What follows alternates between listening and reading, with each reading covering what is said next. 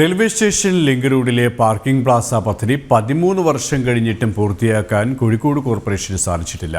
ഇന്ത്യയിലെ ആദ്യത്തെ വാണിജ്യ പാർക്കിംഗ് എന്ന ഉദ്ദേശത്തിലായിരുന്നു 2010-ൽ പദ്ധതി അംഗീകരിച്ചത്.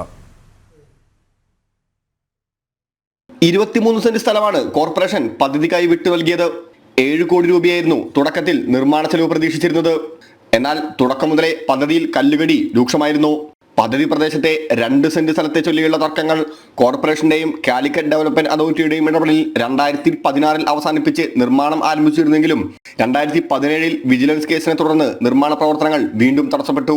2022ഓടെ കേസ് കോടതി തള്ളിയെങ്കിലും നിർമ്മാണ ചെലവ് തുടക്കത്തിൽ കണക്കാക്കിയതിനേക്കാൾ ഏറെ ഉയർന്നു.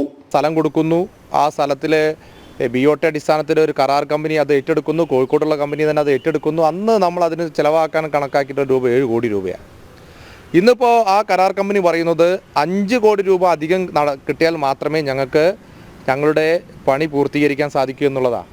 അപ്പോൾ നിങ്ങൾ ആലോചിക്കേണ്ടത്, ഒരു പദ്ധതിക്ക് നമ്മൾ രൂപം കൊടുക്കുന്നു, ആ പദ്ധതി 14 വർഷം നീണ്ടുപോകുന്നു, അതിന് നമ്മൾ നിശ്ചയിച്ച തുക തികയാതെ വരുന്നു, ഇത് ഒരു 5-6 കോടി രൂപ വീണ്ടും കൊടുക്കുന്ന അവസ്ഥയിൽ. അതായത് പൊതുജനത്തെ സംബന്ധിച്ചിടത്തോളം പദ്ധതികളുടെ ഉദ്ഘാടനം നടത്തുക എന്നുള്ളതിലുപരി കൃത്യസമയത്ത് അത് തീർത്ത് പൊതുജനങ്ങൾക്ക് ഉപകാരപ്രദമായ രീതിയിലേക്ക് കൊണ്ടുവരുവാൻ കോഴിക്കോട് കോർപ്പറേഷൻ സാധിക്കുന്നില്ല എന്നുള്ളത് ഈ പദ്ധതിയിൽ മാത്രമേ, എല്ലാ പദ്ധതിയും നിങ്ങൾ എടുത്തു നോക്കി നമുക്ക് മനസ്സിലാക്കാൻ സാധിക്കും. പദ്ധതി പൂർത്തിയാക്കാൻ 5 കോടി രൂപ കൂടി വേണമെന്നാണ് കരാറെടുത്ത കമ്പനി ഇപ്പോൾ ആവശ്യപ്പെടുന്നത്.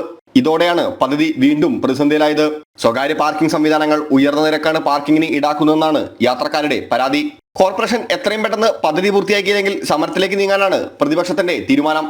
ജനം.